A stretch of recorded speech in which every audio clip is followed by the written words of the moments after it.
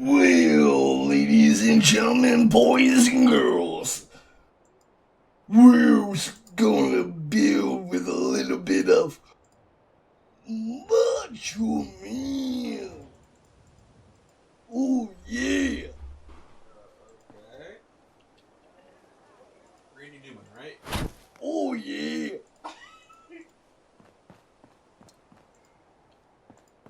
You gotta shake it a little bit.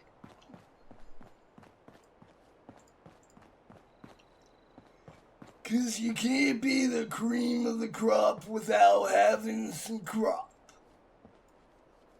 What? I don't know. So, welcome to Random Conflux. So, yeah, I'm Macho Man Randy Savage, and and the dude behind me is... I'm confused. Yes.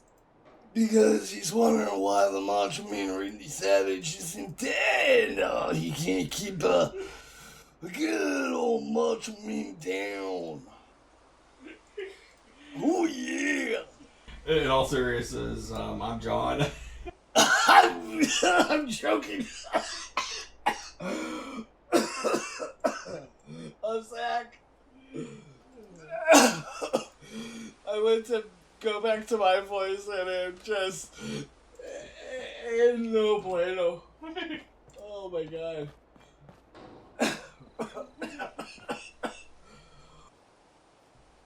I think I should have just kept doing the Macho Man voice.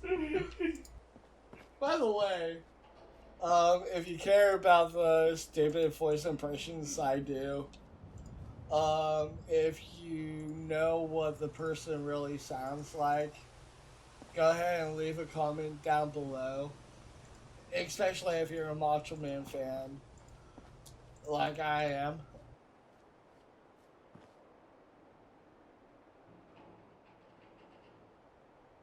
I'm dying over here. Oh.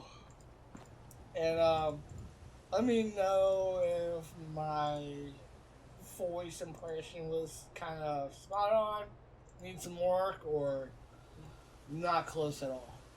I think it's pretty close.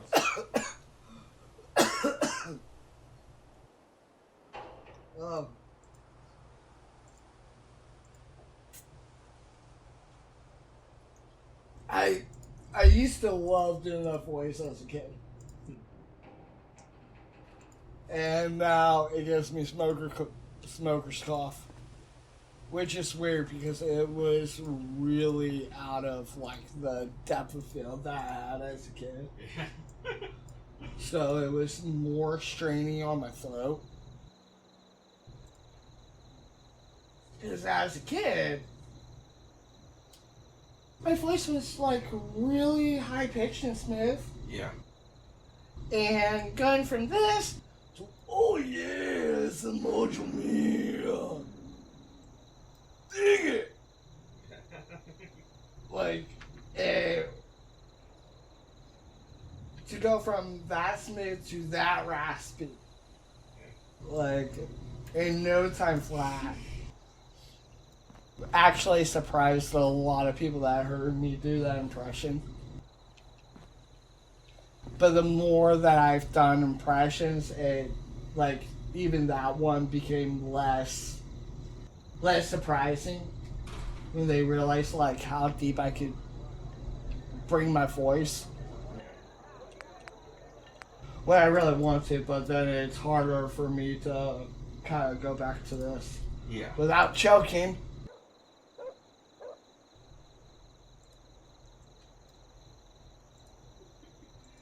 But I love doing voice impressions. It's like one of my favorite things to do. And I don't get to do it very often. It's still fun to do. I get you. Like, I like doing anime voices. Well, I know between you and me, you pull off the Vegeta voice and the Piccolo voice, like, every chance you get, so I'm like, if you're gonna pull it off anyways, why not do it for a skit for the show? And it's like, but I can't do it right now. But you'll do it like about a half an hour later off camera. It's like, why? What was I doing?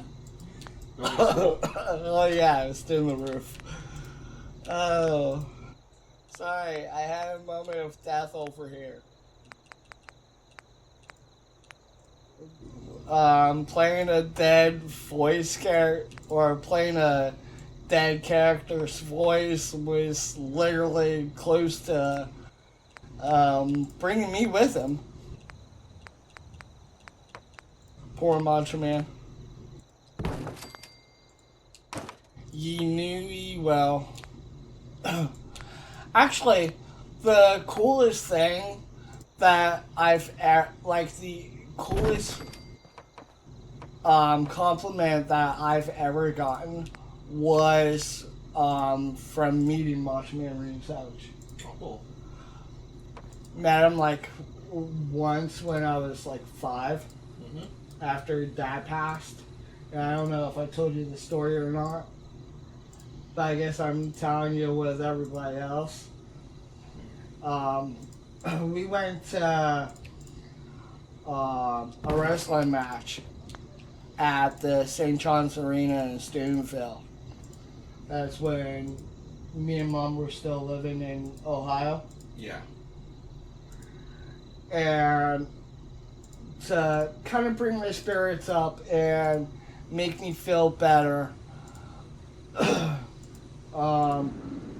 And it's something that Dad promised when he was alive, that if there was ever a wrestling show close by, that he would take us to go see it. Yeah. And I guess it didn't happen during Dad's lifespan. Yeah. But when Mom heard that they were coming to St. John's Arena, she sent some money with our Uncle Bobby to have him go and buy the tickets so that we would have the tickets ready by the time we got there. And then the first matchup that day, like the opener, was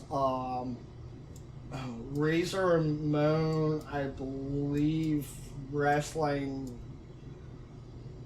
Shawn Michaels in a ladder match. Or was it Maury Janae first seeing 1, 2, 3 Kid?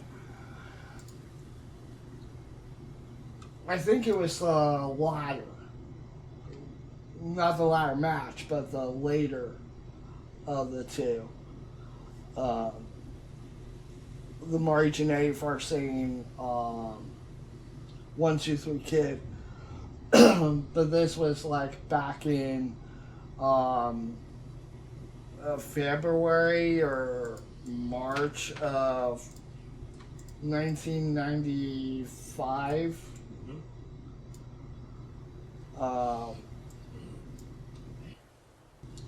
And Dad passed on December 7th, the year prior, which was 1994. And after the first 3 matches went, they let us kids come into the ring and like take pictures with the first group of wrestlers.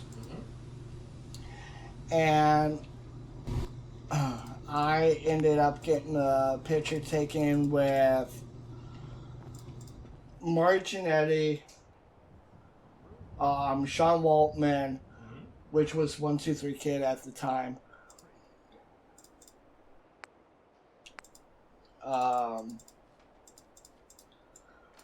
Doink, which was Chris Jericho at the time.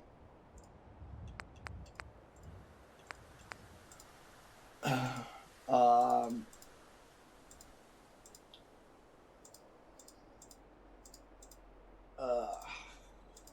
I forget who he was for.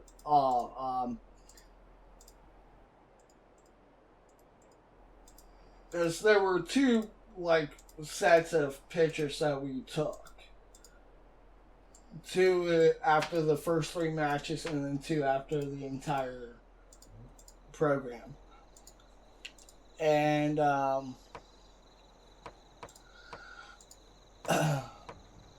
or three after the entire program. But anyways, I took the first set of pictures with the people with the first three matches, and then later I took a picture with Razor Ramon, Shawn Michaels. I want to say the first set had Macho Man in it, and this was before Randy Savage went to WCW.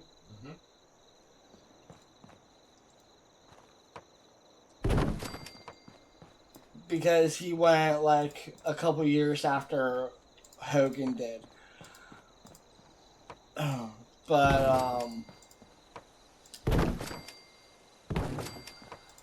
during one of the picture signings, or one of the times that I got to take a picture with them, I asked Macho Man if he could hear something cool that I could do, even at a young age. Like I knew I could do it. And I go, this was something cool that I used to do to like make my dad laugh and like get him to grin and like not be so like bummed out. And he goes, "Oh yeah, what's that, little one?" And I go, "That's me imitating your voice from a commercial, like a whole commercial skit that he did for Slim Jim." And he goes, "Well, let's hear it." I go, "Well, alright, it kind of goes a little like this. Snap into Slim Jim, oh yeah." And when I did it, like, his eyes got really wide. Like, really wide open. And it's like, oh my, this kid is possessed by the devil! Because I went from talking literally like this to going, "Oh yeah, dig it." And I thought, I thought it was really cool. And I guess Macho Man, as well as some of the other wrestlers that were in the ring at the time, thought it was really cool too. Cool. And then it was a nitpick of like wrestlers trying to see if I could either copy their voice,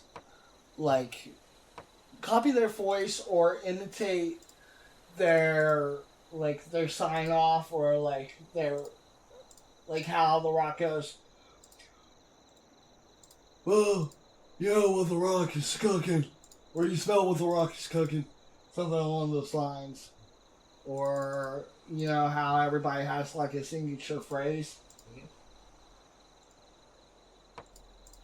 Like with Shawn Michaels, it's, well, I'm the main event, I'm the heartbreaker, Shawn Michaels. Or how Stone Cold Steve Austin would say, give me a hell yeah.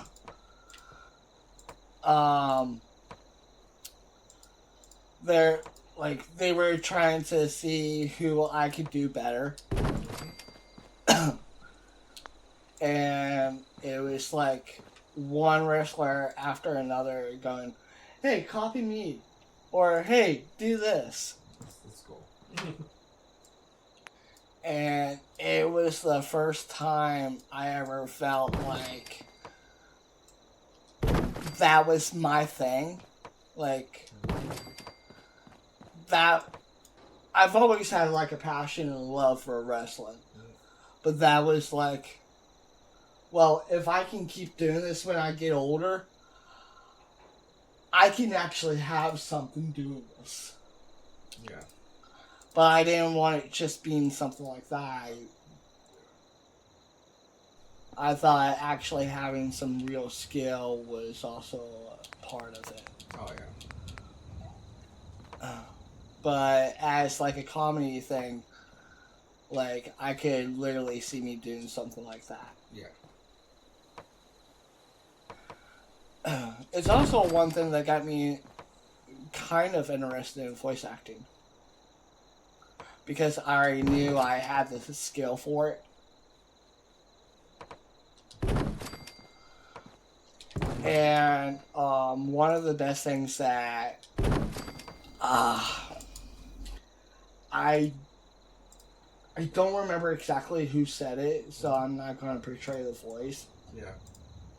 But the best line he said was,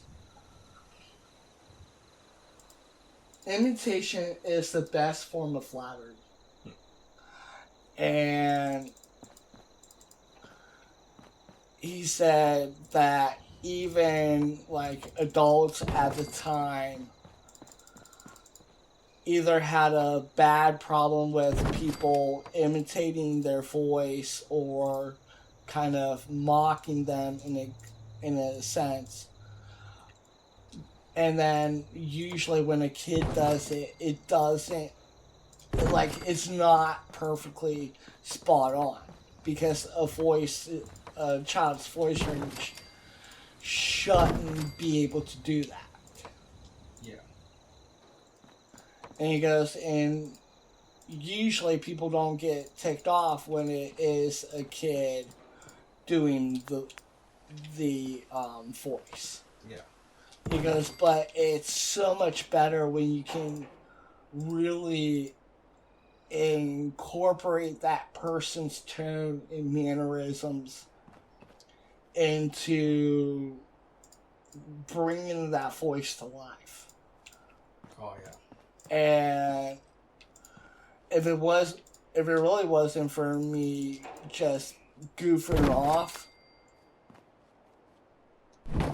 and being like, hey, look at me, I can do this really cool thing,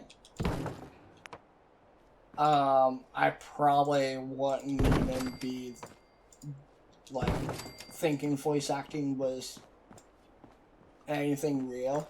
Mm-hmm. Like, I wouldn't have even suggested doing voice acting. Or been as interested in continuing to do those voices.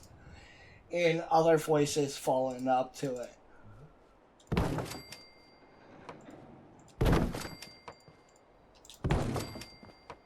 Because, as a kid, I was like that imitator, like, person.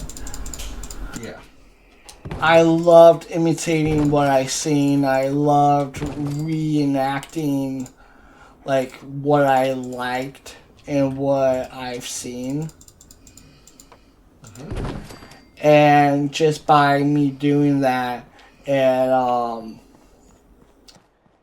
it sparked like an actual ability to do something and a passion to be able to do something with my voice.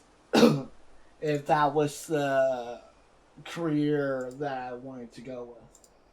Yeah. But when it came down to me actually losing my check when I turned 19, I really didn't think that that was a viable, like, money opportunity. Because there was barely any studios around here or any gigs around here that I could, like, match my voice to. Like, bring someone else's voice back to life. Yeah. And that's kind of what I wanted to do. I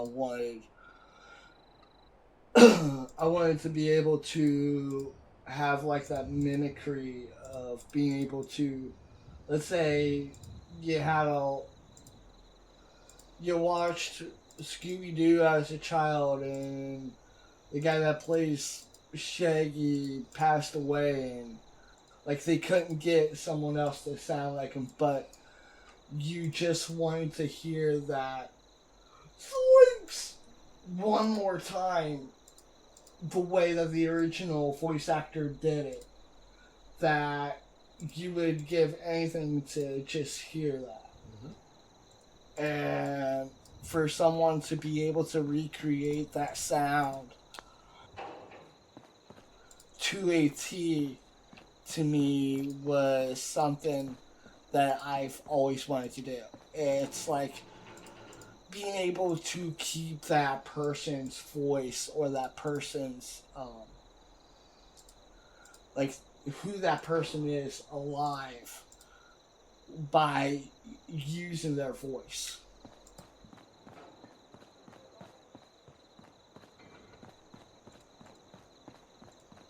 But I don't know. I'm a little critical myself on like if it's really as good as I think it is. And it might be better than what I think it is. Or it might be worse than what I think it is. But it's one of the reasons why I love doing the different voices on the channel and like just like keep improving my voice range. Oh yeah, because there's always room for improvement with anything. And when I'm playing out, trying to recreate a voice, like a known voice, like Goten from Dragon Ball, or like what I did with Randy Savage, which I'm still coughing after.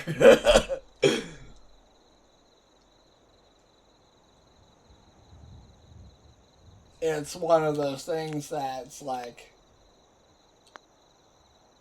am I really as good as I think I am by recreating the sound, or is it off? And I think if people give me a little bit more feedback in the comments down below, like, to me, even if it's bad criticism, to me that'll be like, okay, well, let's say the comment says, you're a little too high pitch, or you're kind of there, but go a little bit more bassy with how you sound. Drag it out a little bit more. To me, that'll be ways of improving in something that I like to do. Yeah. And even off camera, I love to mimic voices. I love, like, broadening my range of voice. Yeah. Or range of tone or pitch.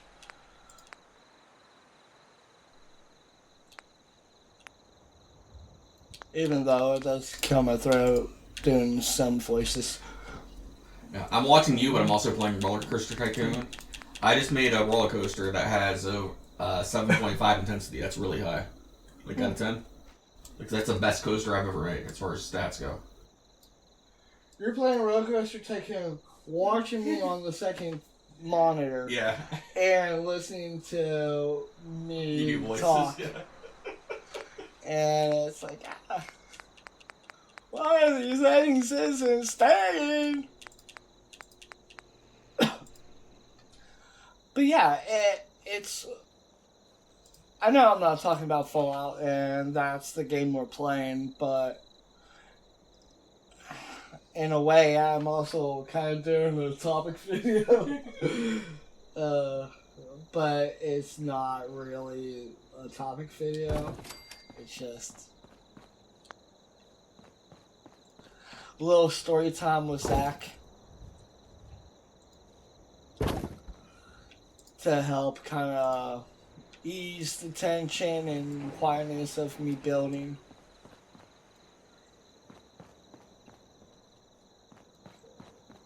I need to go back in this room.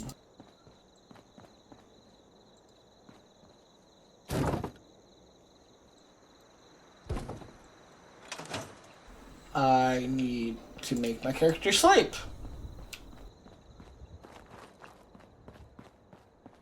I forgot to put a railing there.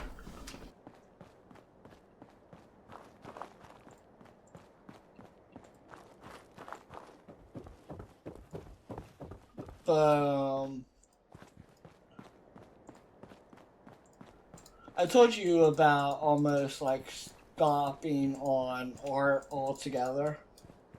Yeah, because you kind of lost interest for a while. Yeah, I had a teacher that said that, like, my art was worthless. The worst thing you could say to a kid. Like, I knew it wasn't perfect. But, like, she could have, like, say something to give me, like, some helpful criticism. Rather than just saying, hey, you're not going to amount to an artist.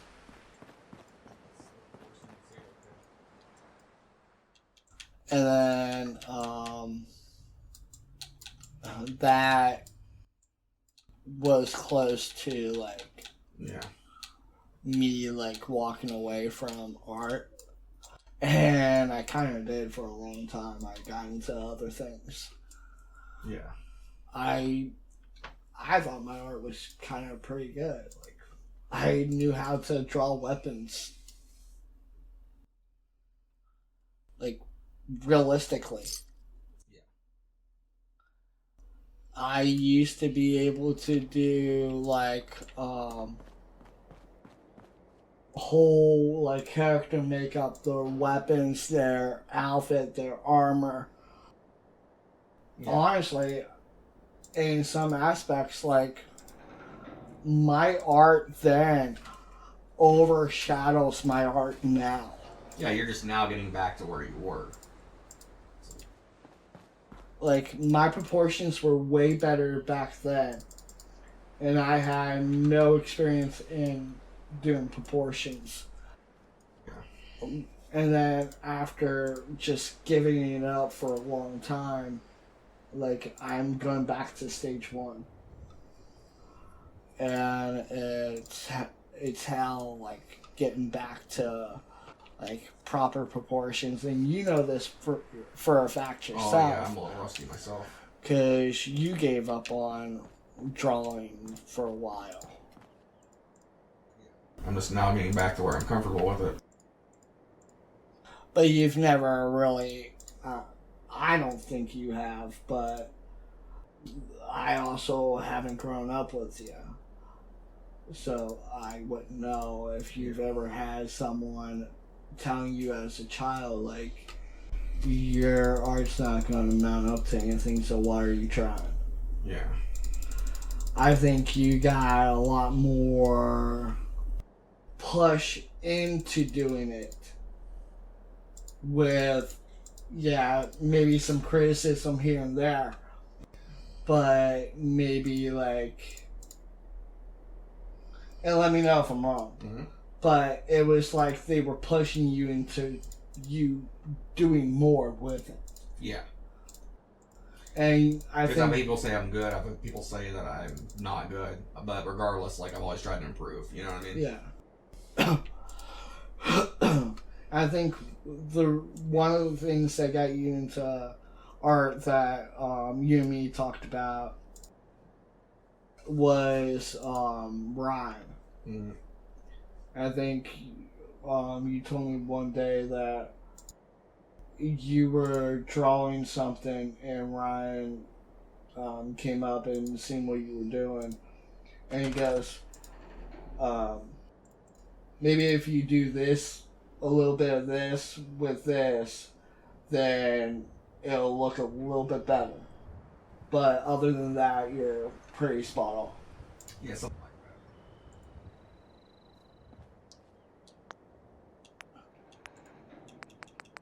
I don't remember like the exact way that it was said, but somewhere around those lines.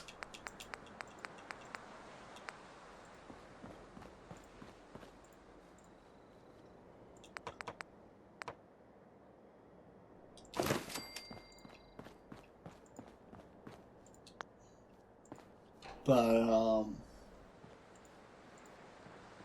honestly, like,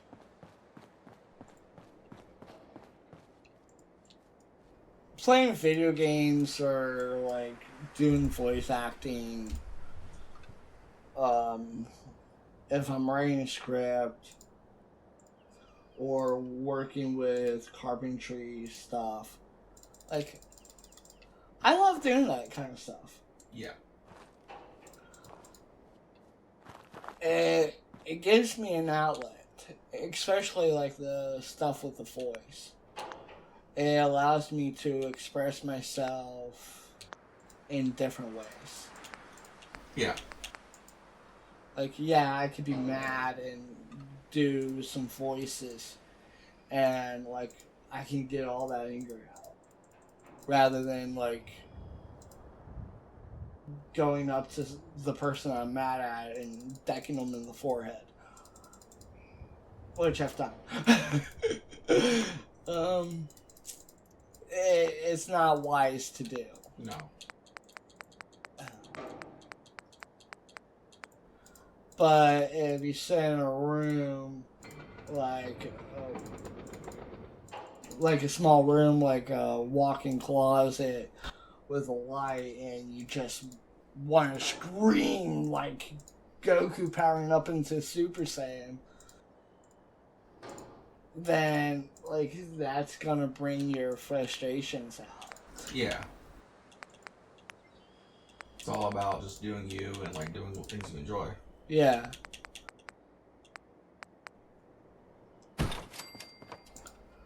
I think too many people are too fixated on what people think or what people don't think, and like how life is perceived to them. Yeah. Where to me, I don't think it's as important as people make it out to be. Yeah. Like, yeah, life can suck to an extent, but it's also like the whole point of life is you're born, you grow up, you learn things, you forget things, you grow old, and then that's it. You give your life for someone new, right? But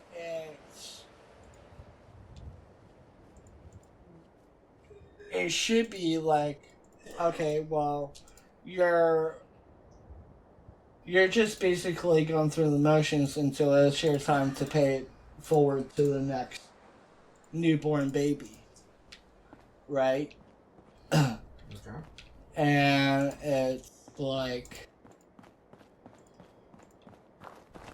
more people are focused on what am I leaving behind? How can I change things the way I want them to be?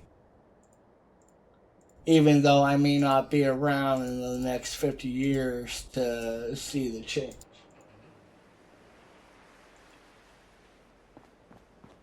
And I think everybody is guilty of something like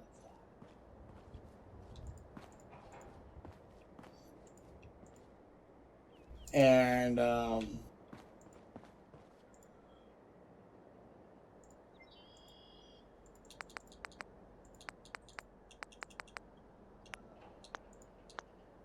I'm focusing on what I want.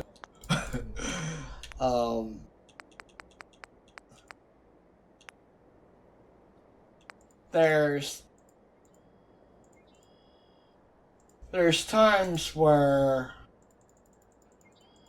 you do leave, even though you don't realize it or don't know what you're leaving behind. You're still leaving behind something of yourself. Maybe it was a random nice thing that you did for a random person. Or maybe it was maybe you helped someone pick up a can of peas off the curb that fell out of somebody's back. Or maybe you offered to go to the gas station for someone that was out of gas and bring them back maybe 2 liters of gasoline for them to put in their car. Or maybe it was just you walking past someone and saying hello and not realizing that they were on the midst of the S word. But just by you caring enough to say hello to them gave them a little bit more life to their step. Yeah.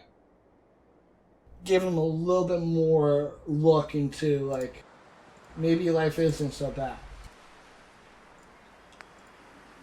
You could do something completely spontaneous, out of this world, so outrageously kind and wonderful, but so for yourself that it's like so in your face that it's not going to be remembered. The things that you shove into people's faces isn't what's going to be remembered. Like, you're not going to be remembered for doing the nice deed that you're shoving into someone's face. You're going to be remembered for just shoving nonsense into someone's direction.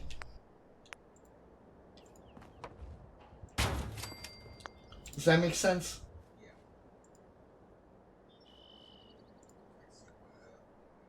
But the things that you don't think would leave behind any memory of, like, the nice thing that you've done, or the, like, that thing that you did may not have mattered because it didn't seem like it was you going out of your way to be nice. Like, overly nice. Like, you didn't save a puppy from getting hit by a car and then bitch slap the driver for almost hitting the puppy. Like, they're gonna look at you and be like, who's that fucking moron? And, like, what's the point of that? Yeah. And it's like, oh, this person remembered me from, like, remembered my face just because I said hi to them. Like, when you're not doing it for any reason at all, or you don't have any particular motive behind what you're doing, that's when it seems like it becomes something. Yeah.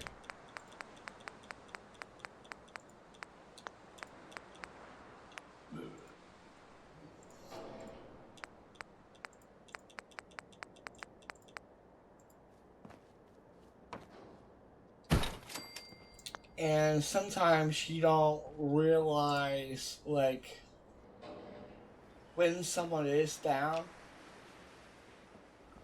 And I'm only mentioning this because after our dad passed, I was very depressed. Even more so than I am now. But I kind of, like, bottled everything up. But,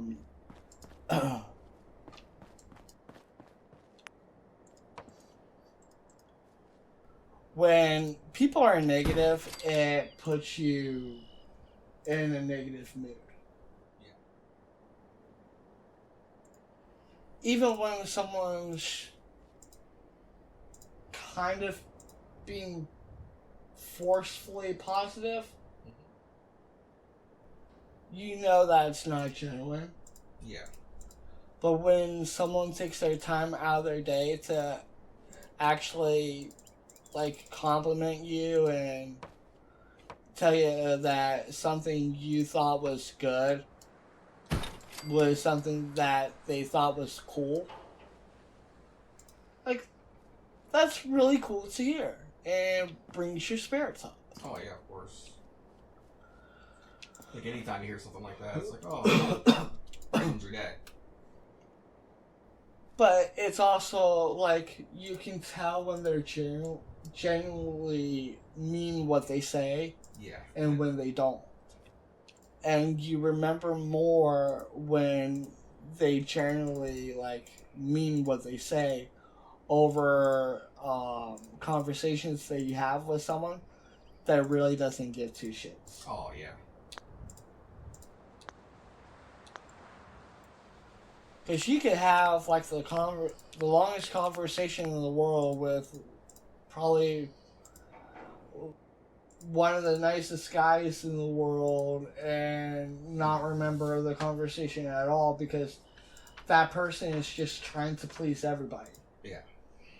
But you could have a conversation with one person that may not sit down and talk to just anybody, but at that moment took the time to sit down and talk to you. You're going to remember that a hell of a lot more. Exactly. And it's not about trying to please everybody, it's just trying to do your best to be a decent person. Yeah.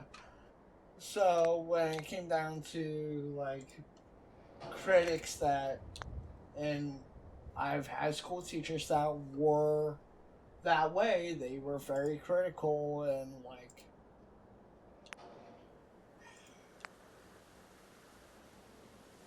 they would say that I wasn't applying myself to the fullest.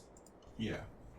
Maybe in their eyes I wasn't, but they weren't really giving me any feedback to be like, okay, well, how can you improve? Yeah, that. It was like, you need to start doing your work and stop goofing off. And I'm like, I'm not goofing off. I'm doing my work. But you're not liking it. You're not giving me any feedback from it. Like, what else am I supposed to do? Yeah.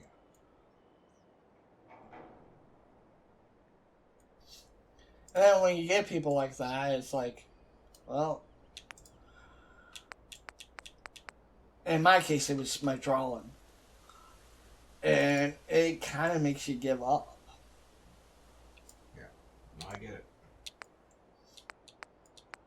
But because me going and watching a wrestling match and getting to take pictures of wrestlers and asking a simple wrestler if he would like to hear me imitate his own voice and to tell me what he thinks about it. Because I thought it was cool. Yeah. And like before even approaching the wrestler, I'm like, well, this is something really cool that I think I can do. So I want to see what the wrestler that I'm imitating really thinks about how my voice sounds. Yeah. With me imitating his voice. And when he gave me the compliment that he did, it was something that told me, keep doing it. Keep getting better. Keep trying more voices. Yeah. And then one day you can make something out of it. I mean, I'm not making any money out of it, but I mean, the opportunities are there. I mean, more so now than like back when I was younger. Oh yeah. Like when I lost my check, there was barely any way, and like I couldn't get a regular job. They just threw my resume in the fucking garbage. Like, you know, someone needs a job and you just literally drop their papers in the fucking garbage right in front of them. That was bullshit. And then the reason behind it is, oh, you have IED. You're unable to work in a normal working environment. You can't work around people. You're a hazard to our business. You can flip off the handle the moment someone backhands their kid. Or tucks on a kid's shirt the wrong way. I mean, I wasn't that bad. But a lot of people that knew what IUD was, they just threw the resume in the garbage. And basically told me, hey, you know, you're better off finding a job that you're not working around anybody. Well, guess what? A lot of those jobs weren't there when I lost my check.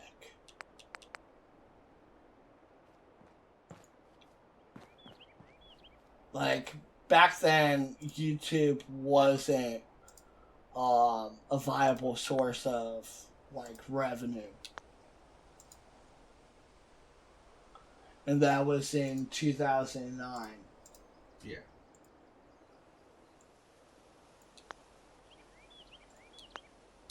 Like, back then, yeah, YouTube was the thing.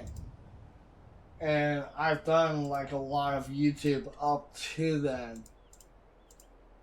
With me and Gerald's show. Yeah. And then, before that, my wrestling show. But,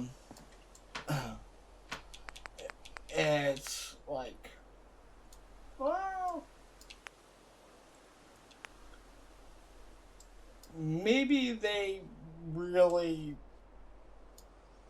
like, maybe they don't realize how much I really need the money. Like, if I'm applying for a job that I really don't want, over, like,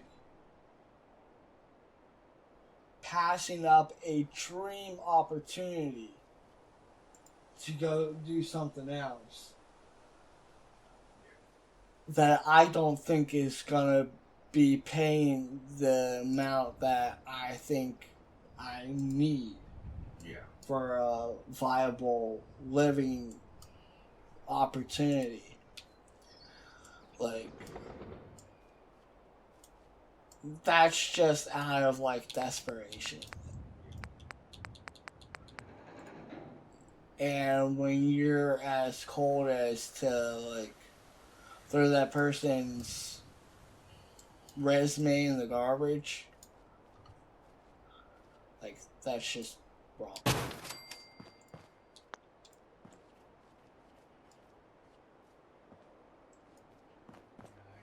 think I get it. That would suck.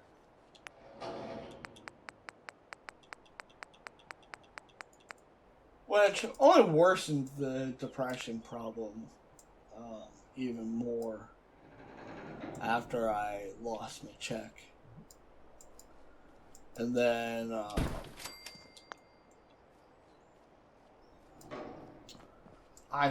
for a while I stopped doing YouTube. I stopped doing a lot of things I loved to do. It took me years to really get out of that. Matter of fact, it took me going to jail to get out of it. Wow. And only when we really started like hanging around together did I really realize, like, okay, well, it's not all that bad. Like, even after I got my check back, like, I was still kind of fucked up.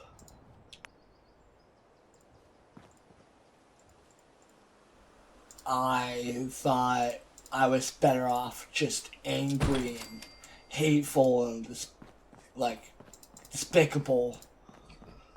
I can't think of other words. Yeah, it's not really a good way to live, you know? Yeah. And it was like, okay, I don't want to be that way. Yeah. But I don't have much of a choice because, like, this is the only way I'm gonna be able to do anything. This is the only way I'm gonna be able to show that I don't care if I have money or not, or if I'm competent or not. It's like,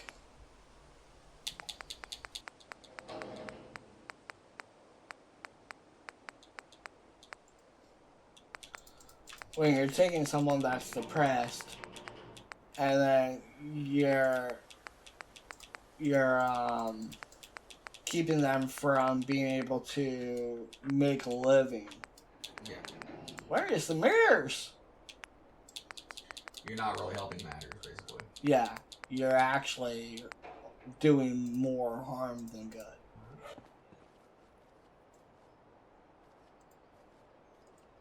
And it's like, well, you could have lied on the resume. Yeah? And then you would be fired the moment they find out about it. Like, the moment you flipped off, you're going to be fired, you're going to be banned. You would never work in another field ever again. Because you would be labeled a loose cannon. Yeah.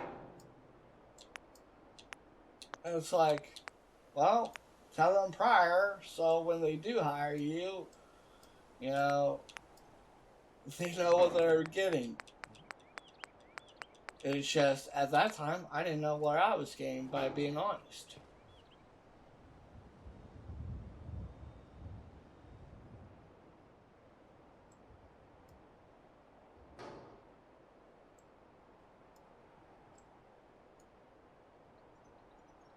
But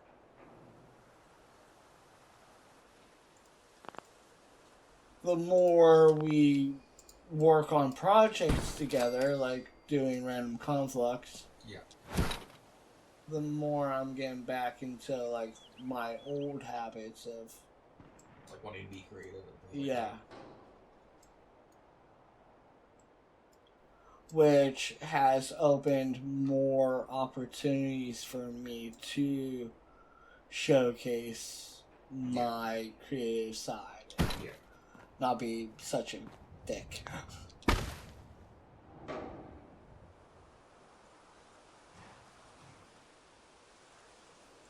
So now it's like, well, here's my point of view. You can take it or leave it. I'm not going to really focus on things that make me upset or make me mad. I'm just going to try to be as entertaining as possible because that's what I like to do. Mm-hmm. And maybe my entertaining is not the same as maybe you're entertaining or the viewer watching's entertaining. You know, maybe I like to build in video games and the next person's like, hey, I don't want to watch you build. I want to watch a let's play of you doing quests. A lot more actiony and less Bob the Builder. But I like to build in video games. Mm-hmm. For you, it's relaxing. Yes, it's very relaxing. I can hold a conversation and a topic while building. Yeah. And it's oh, The screen's not tearing. One of the screens not tearing.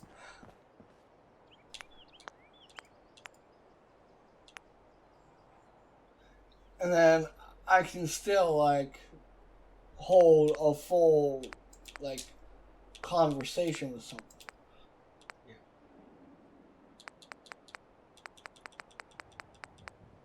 Which, if I was playing a shooting game where I'm constantly having to focus, then like I wouldn't be able to have just random chatter. I would have to focus more into like what I'm doing. Mm-hmm.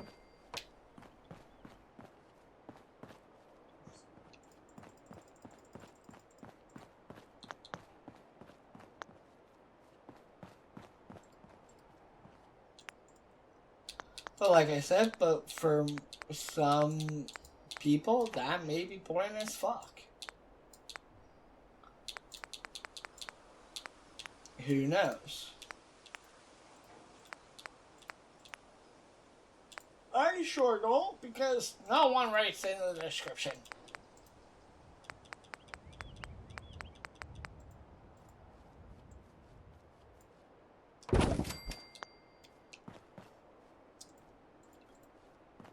Beep beep bloop beep bloop bloop beep bloop beep bloop. What color did I put in the other? Oh, I put red there. Oh my eyeballs. I'm gonna put the bedroom is facing that way. I think having the kitchenette in this corner.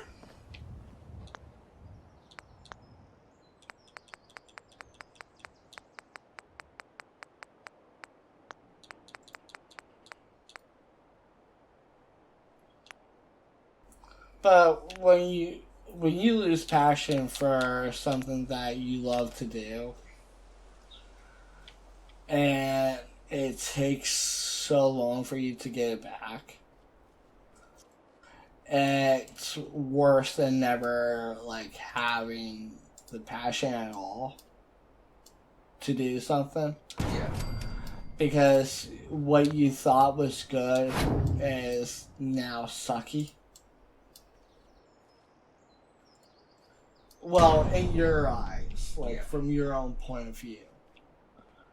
And then it worsens that case of, God, why am I even bothering to try this again?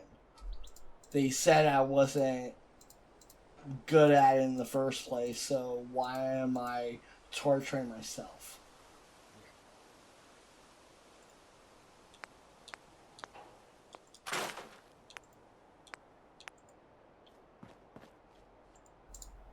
Why is that still red?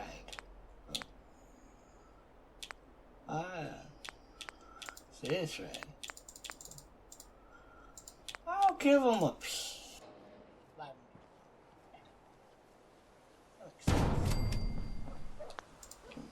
But, I guess that's kind of what I'm trying to get at is, like, the dangers of, cutting someone down. Oh, yeah. Yeah, 'cause there's no reason to be a jerk to people. And sometimes just being nice and talking to somebody can go a long way.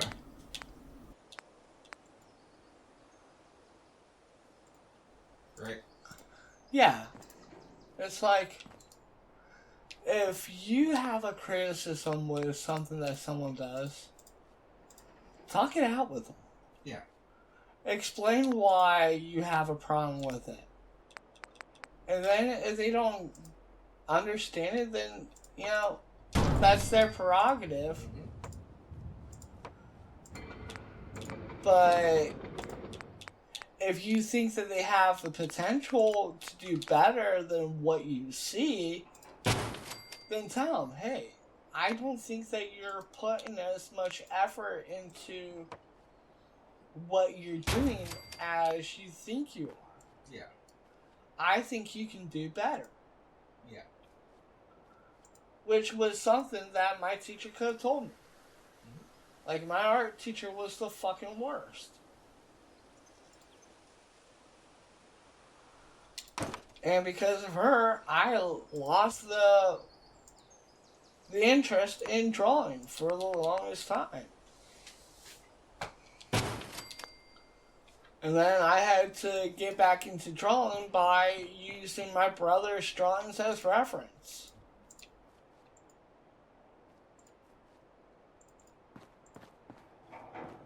Which, having a photographic memory, it was easy to replicate.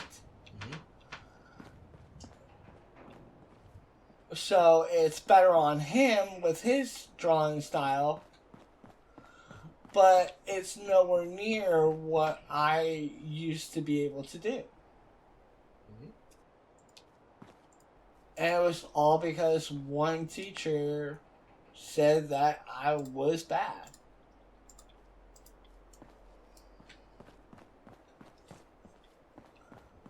Like, my drawings wouldn't match up to anything. My drawings were just hideous. Like,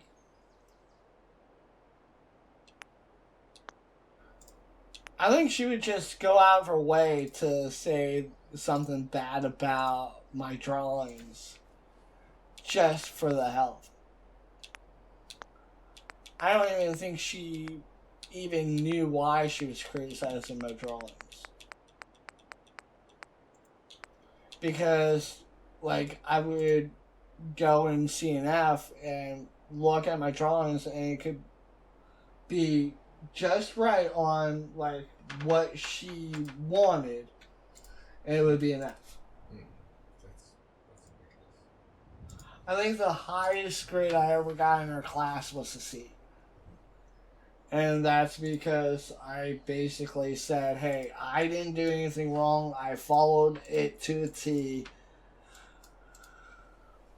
I did my best. Unless you can say otherwise or give me some sort of helpful criticism,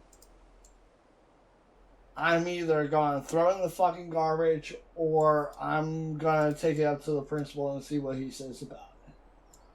She goes, well, fine, I'll give it a C. And I'm like, well, tell me how to do better.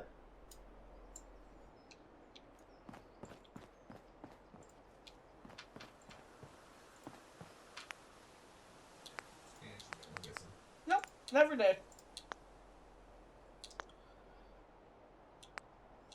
Hated that teacher with passion.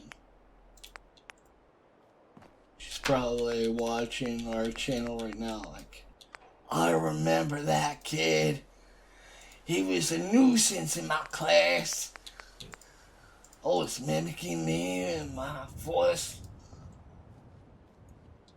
Like, I had two teachers that were horrible for me. I had a now teacher, Mr. Collins, that was my social studies teacher. And oh, there were problems. You don't forget your homework one freaking time, or give the line, "Hey, my cat tried to eat my homework," which my cat did try to eat my homework. Was a lie. And yeah. And then I guess it was a smart idea to tick him off even more by imitating his voice. And like, "Listen here, you old whippersnapper. You keep yelling at me, I'm gonna put my foot up your ass." It's like, "Principal, no." I think that was well deserved, though. Like, well, you started yelling at me. Don't dish it out if you can't fucking take it. Be good to your teachers.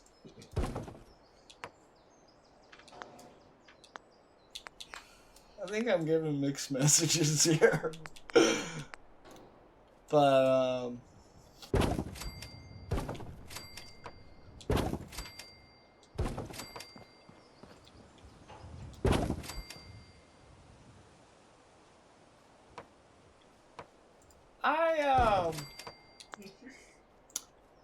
yeah, maybe some things were rightfully deserved, but maybe some things weren't. Like, I wasn't lying about my cat eating my homework.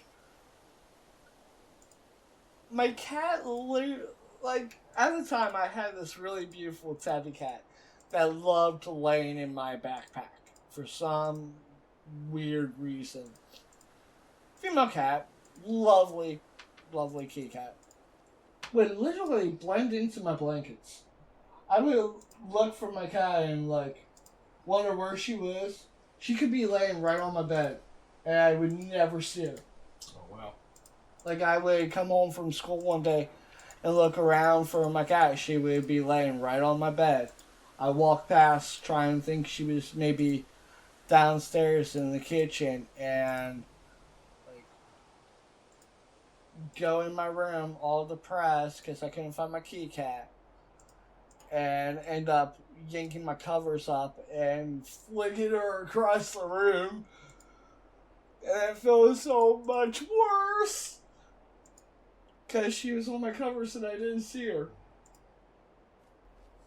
Now, for those that need context clues into why I couldn't see her, I liked Scooby-Doo. Scooby-Doo. But I had a Scooby-Doo blanket, and she her color scheme blended in so well in, like, the print of that blanket. Mm-hmm. Plus, I had stuffies in my room. Mm-hmm. Another thing that, people at my age at the time probably didn't really have, but it was just to kind of make my bed look nice. Mm-hmm. And to kind of give me someone to talk to when I didn't want to talk to anybody. And I just liked holding stuffed animals. Nothing wrong with that. Mm-hmm. But, yeah, she would blend into the blanket and like my stuffed animals. And I wouldn't notice that she was there, and I would be grumpy, and instead of, like, picking up the stuffed animals one by one and moving them off the bed, I would just yank the blanket up and send the stuffed animals flying, and accidentally sent her all the way across the room one day. I felt so bad about it. Okay. Is there a lavender chair? The green matches. Oh well. But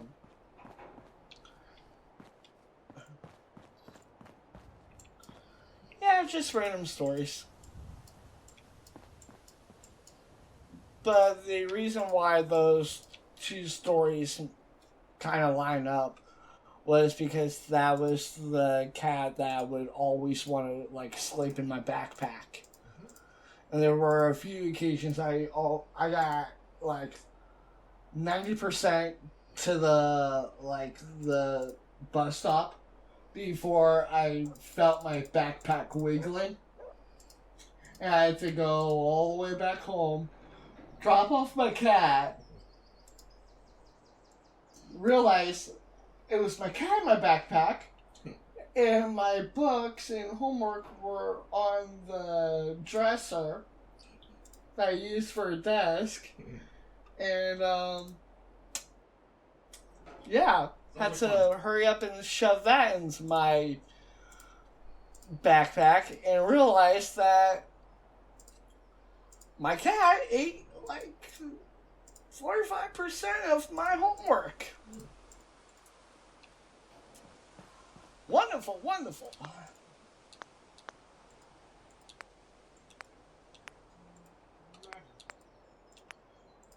But do you ever like? I don't know if you've ever had like one of your dogs eat your homework and have to go to school and be like, "Yo, trope, hey, my dogs ate my homework. Can I kind of get excused for this?" Actually, I haven't had the animals eat my homework. I've had them eat my toys. I haven't had that. I've literally had my cat eat my homework.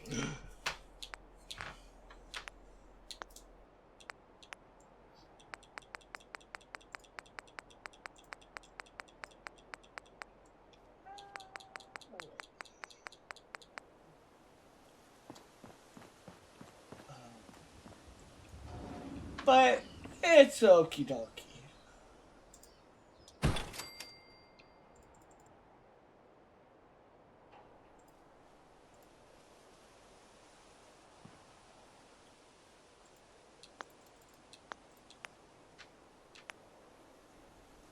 But yeah, because he thought I was fucking around with him or just making excuses, he started like yelling at me, and I'm like, dude, my cat really did eat my homework. Here's the fucking proof. And then I'm like, well, I can match your voice anyways. You keep yelling at me, old whippersnapper, and I'm gonna put my foot up your ass. Principal! Get to the principal! You tell the principal, I tell you! And just watch him like shake out of frustration that someone matched his voice. And yelled at him because he was yelling at you, and it was like, and you didn't do anything wrong, so you feel like it's justified. And he's waving at us, so I'm like, you.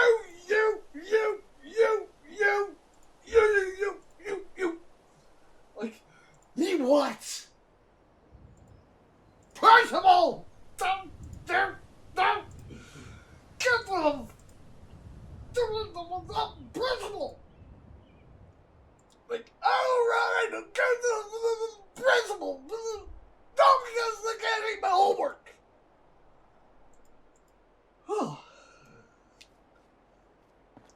Yeah.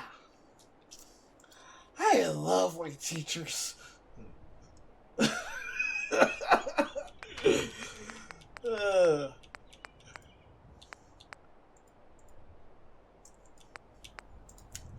Now, one of my teachers ever called me the right name, though.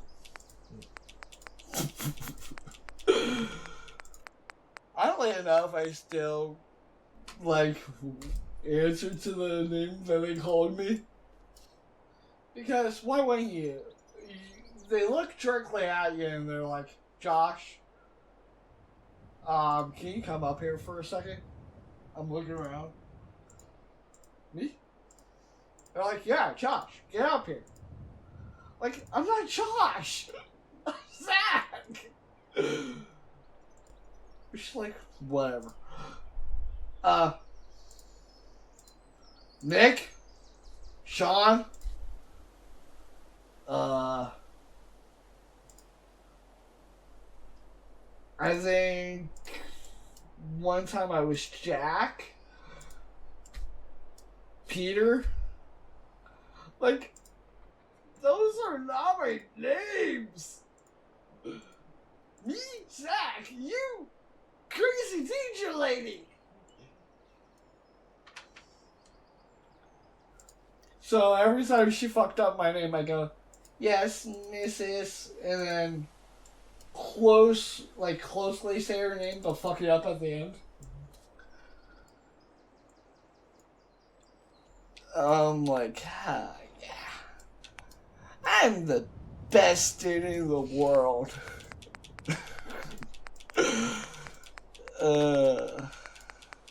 Kids. Don't use Zach as an example for life. Me as an example will probably get you kicked out of school. It's all fun and games until someone gets poked in the eye. Which I swear, Mr. Collins was gonna. He was either going to give himself a freaking heart attack, the way he acted, or an aneurysm. It's just imitating his voice almost gave me an aneurysm.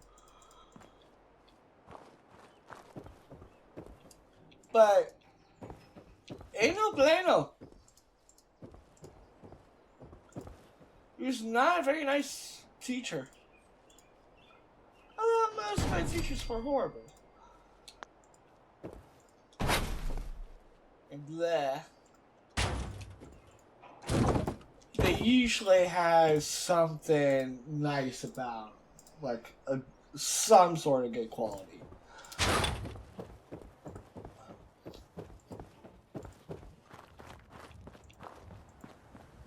Like, I did have this one teacher that she would tell me if she thought that I wasn't doing my best in her class. Like, she was one of those teachers that if she believed in you, she worked you harder. Yeah. Like, by you fucking up or not catching on like the rest of the kids, and it's like she got more disappointed. Yeah. At you and thought that you were fucking around and not paying attention. And I can't say she was ever a bad teacher. I think she was one of the teachers that I respected the most.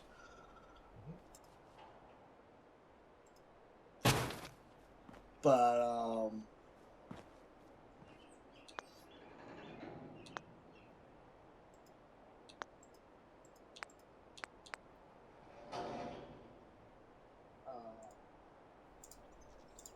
I had her for all 4 years of like middle school. Mm-hmm. Best teacher in the world. Mm-hmm. Right.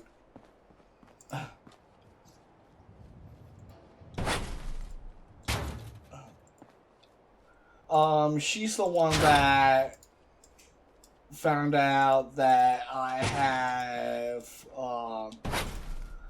not just photographic memory, but she called it photographic layover.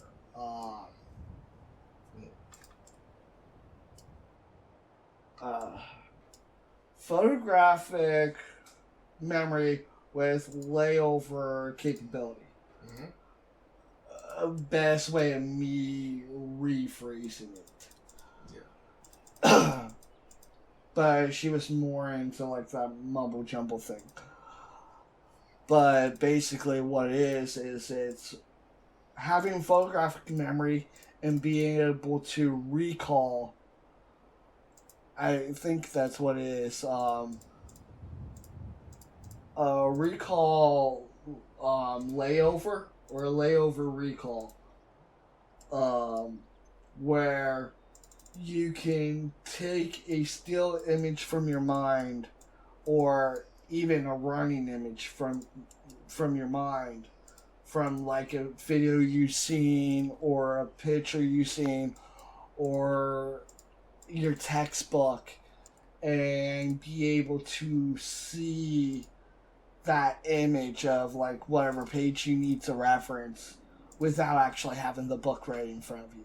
Yeah. And that was something that I could do. And because she knew I could do it, her tests for me were harder. Mm-hmm. Because she's like, well, you have the book in front of you. I'm not going to let you overlay your photographic memory onto the paper for you to cheat. She goes, I'm going to give you the questions, you give me the answers.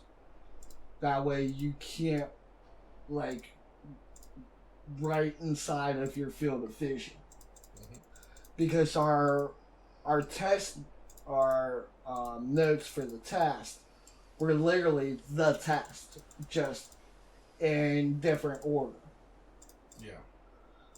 And with the photographic memory, it really helped, like, recalling some things that I may not have remembered during, like, the lessons.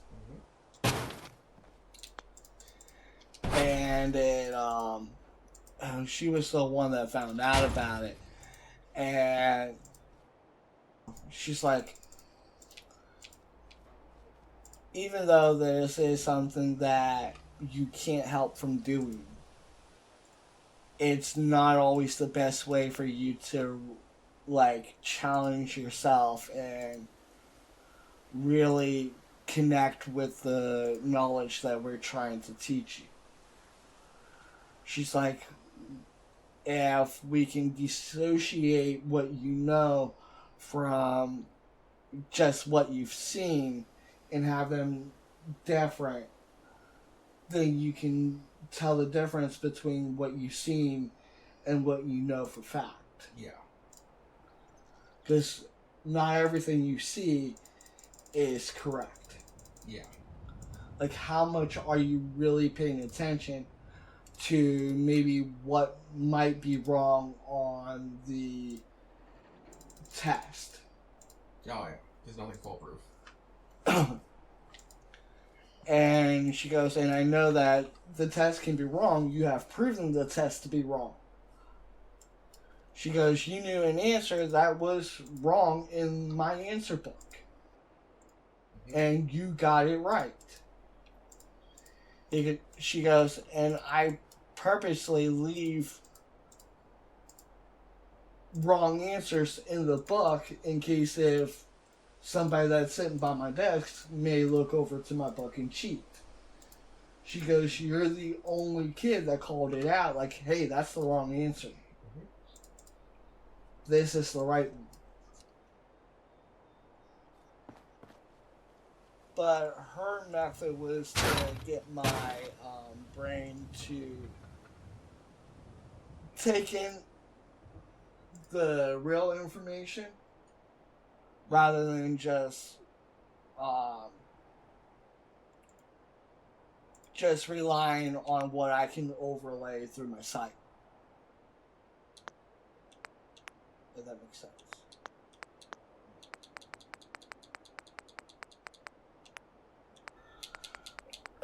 But I think it also kind of hurt me in a way in school because she was the kind of person, if she had faith in you, she did not hide it. And it wasn't like anything bad or anything like that. But, like, if she thought you were a wonderful pupil or that you were someone that could easily get what the teachers are trying to express, and understand the, the lessons quicker than most of the students, and then also be able to break it down for some students that the teacher can't even break it down for, which I've done a lot of the time. Matter of fact, one of the things was when my class was originally doing script, like checks, like learning how to write checks. Because Mom showed me how to write a check with a dummy checkbook of hers that she wrote void on, like, all the notes and stuff. And then handed it to me, and then, like, she goes, well, say that you're gonna pay me $507.15. How would you put that on here? She goes, I'll show you with one check and you do it yourself. And the way that she did the check was she would show me what she was like filling out and why that was going into that spot. And then when she gave me like one of those word questions, or those word problems, where it's like, okay, you're going to, I'm a cashier, you're buying 10 apples, 2 oranges, and a banana, and they're all like $5 each. How much are you going to need to pay me? And then I would do that math in my head, and she goes, okay, now you're going to write the check to me for that amount. How did I write out the first check? And then that's how I learned to write a check at the age of 5. And since I already knew how to do that, I was head of my class when it came down to the class learning how to do checks. And because I could break down things visually, I was able to break down each part of the check and how to interpret how the teacher was explaining it. Which just makes the teacher even more. Which also made it harder on me whenever I was in her class, because, again, she would make sure that my work was difficult. Like, she kept trying to challenge me. She never had me really doing anything easy. If she thought it was easy herself, she would ramp it up. And it wouldn't be like I could look off of like my classmates' things, because mine wouldn't be the same as theirs. She always did mine like ahead of theirs. She's like, well, here's your worksheet. You got any questions or any problems, let me know. Especially in math class. And it was It wasn't bad. It was just I was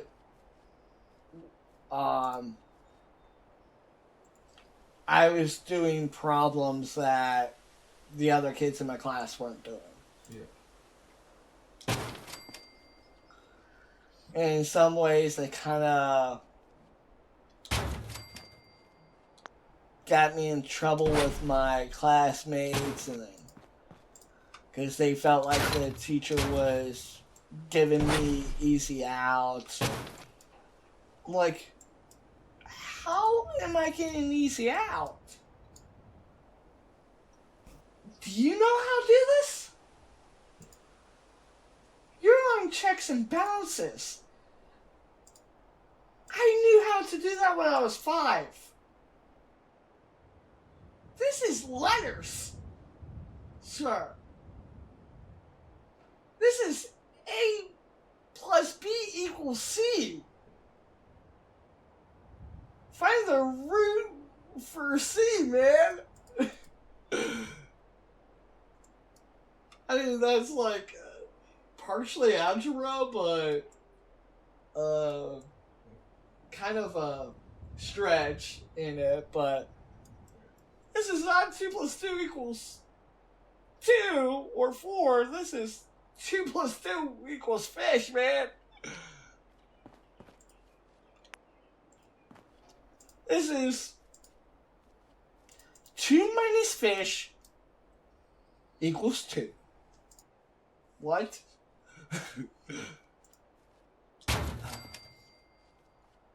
Well, isn't that kind of funny how algebra really goes? It's a mathematical equation where you really don't know the parts. Like, you may know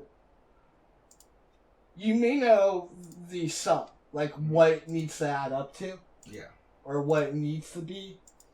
But you don't know what A and B is to make C. Yeah. Exactly. And that's what algebra was. I mean, is.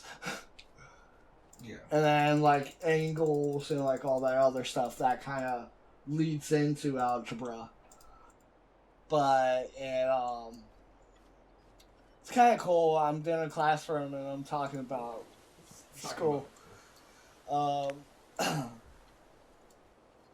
Wasn't really thinking about this when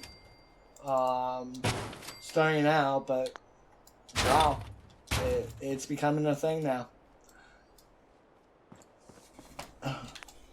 Why not, right? Yep. Whatever floats your boat, son.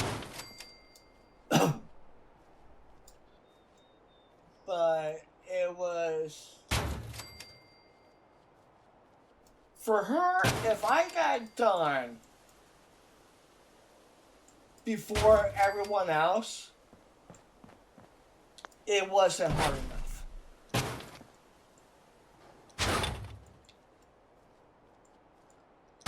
And where they would stay on a lesson for like a couple weeks, my lessons changed daily. Like, maybe every other day. Yeah. It was like, I may have, like, that lesson plus the homework, and then, like, it would literally be me turning in my homework, and before realizing, oh, here's your next lesson. Completely different topic. I'm like, I just realized this. But she also knew when to cut back too. Like, if I was taking too long in answering her questions, she would scale it back. She wasn't a bad teacher at all. She felt like if she didn't push me to exceed my limits, then I wouldn't exceed my limits. I would just keep taking the easy pace. And then I wouldn't get anything done. and I would feel like I didn't achieve anything.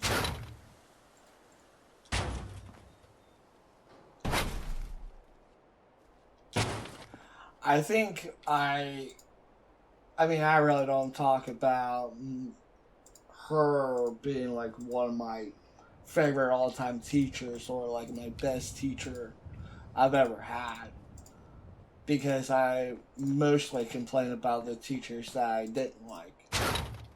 Yeah, but you did have like a respect for her. Yeah. Well, it's because she was a teacher I liked. Mm-hmm. She was a teacher I really never had a complaint about. Like, she never treated me horrible.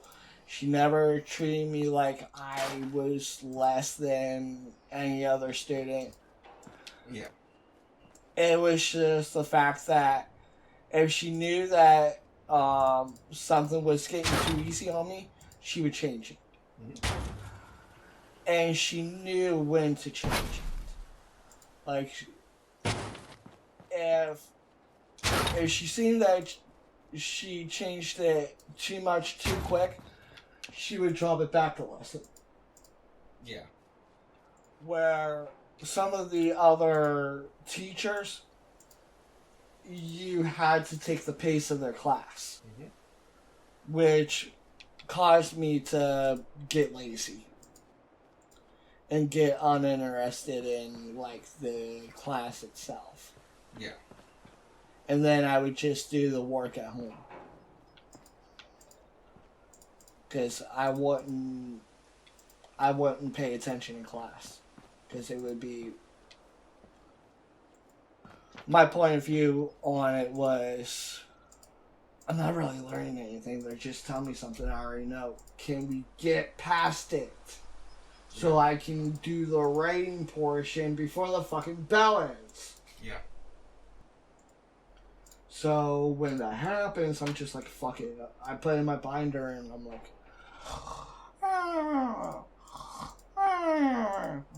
And then I get an F for the class. I'm like... Well, speed things up or challenge me. Ask me questions when you're setting up the lesson. Keep me interactive. Yeah.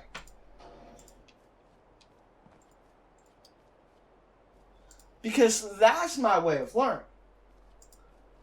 If you make the class boring, where there's not really anything other than like the day-to-day about it, you're really not going to remember jack shit. You're just going to do the work and that's it.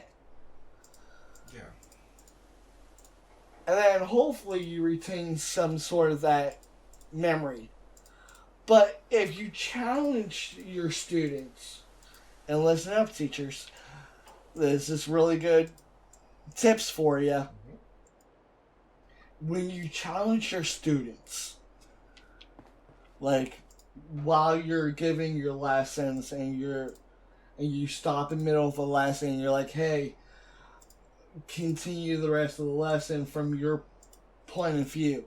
Or why do more people find copper pyrite or fool's gold where they think that real gold would be? And it was something I knew before the rest of the class. Copper pyrite is a substance from copper, obviously. So, wherever copper pyrite is, you're going to find copper. So, when you're talking about copper pyrite and gold, you're talking about multiple layers of burial of like that substance being compacted in different compounds being being added and subtracted to it as a change in the mineral compound, which, for those people that don't know, fool's gold is copper pyrite. I'm pretty sure you know that. Yeah, it's been a while, but I think I remember that. And it's like, well, if copper pyrite is fool's gold, then why is copper just called copper? And this is one question that was brought up in the chemistry class in school, and it's because, and I actually answered the question, and I go, because you have 3 stages until you get to gold, depending on region, climate, temperature, and height above sea level. Closer you are to sea level, the closer the gold is going to be to the top of the surface. But the higher you are to sea level, the more likely chance that you're going to get caught. But if you're in that middle ground, where you may have like a 45-degree slope to sea level, you're gone, and instead of like a 2-story building's roof being like a top of a hillside, you're probably gonna get copper pyrite. That's because it's copper under the ground that is mixed with minerals from I believe it's sodium nitrate. Something like that. And it takes the iron density out of the copper. And instead of it being copper, it becomes copper pyrite and takes on a goldish hue, which fools people into thinking it's gold. But it's harder in density because it still has some of that copper built in, which copper is harder than gold.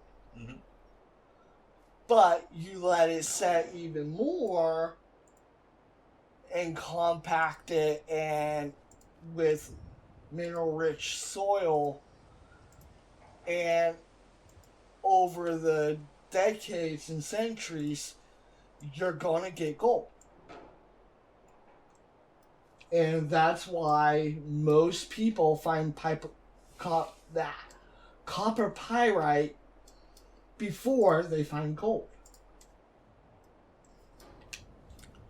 So wherever there's copper pyrite. Wherever there's copper pyrite, there's gold. Usually 9 out of 10. But copper bonded with tin naturally can actually make natural bronze. Because how would you make bronze in a forge if you didn't have bronze ore?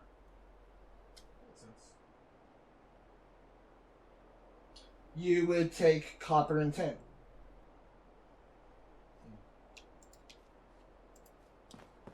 So when you take a mineral that's already a mineral, like how gold is its own mineral, and it's a known substance on the periodic table of elements. So is silver. Yeah. So is copper. So is bronze. But you also know that you can artificially make certain chemicals. Like, you can make copper pyrite by putting gold and copper together. it's less valuable than gold. But you can do it. Or you can make gold out of copper pyrite by solidifying the copper out of it. And then let it set and age a little bit under pressure. And I've seen someone do this on YouTube with a vacuum chamber. Really, really cool process. They took copper pyrite, melted it to the point where, since the copper was heavier than gold,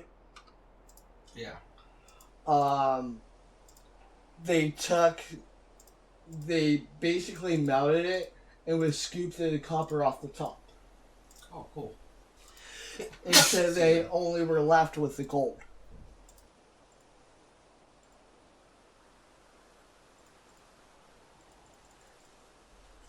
Well, they were left with pyrite. And then they put the pyrite in a pressure chamber and basically made it into gold. Cool.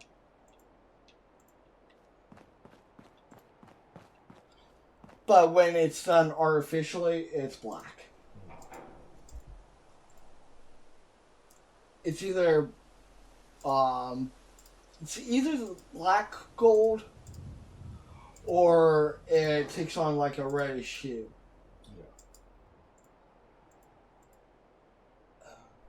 White gold is basically, I think,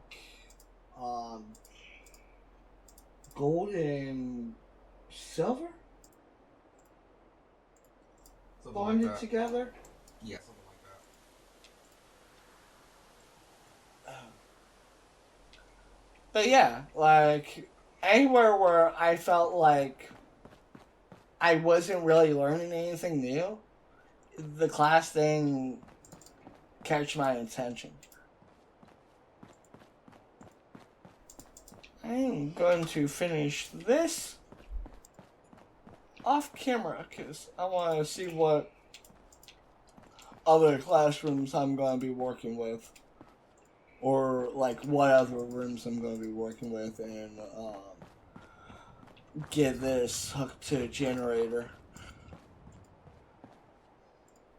And that's like an hour and so of close to 2 hours of me just randomly talking about school while building a school. And yeah.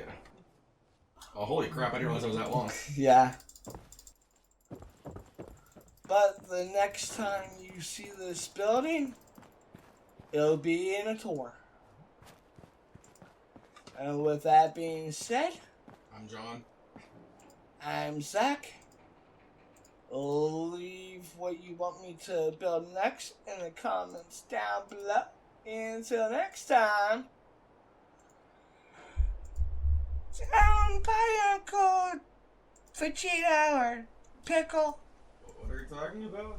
Down by Uncle Pickle. Fine, get out of here, bye. Go. Yeah, what you said. Bye-bye. Bye-bye. Later.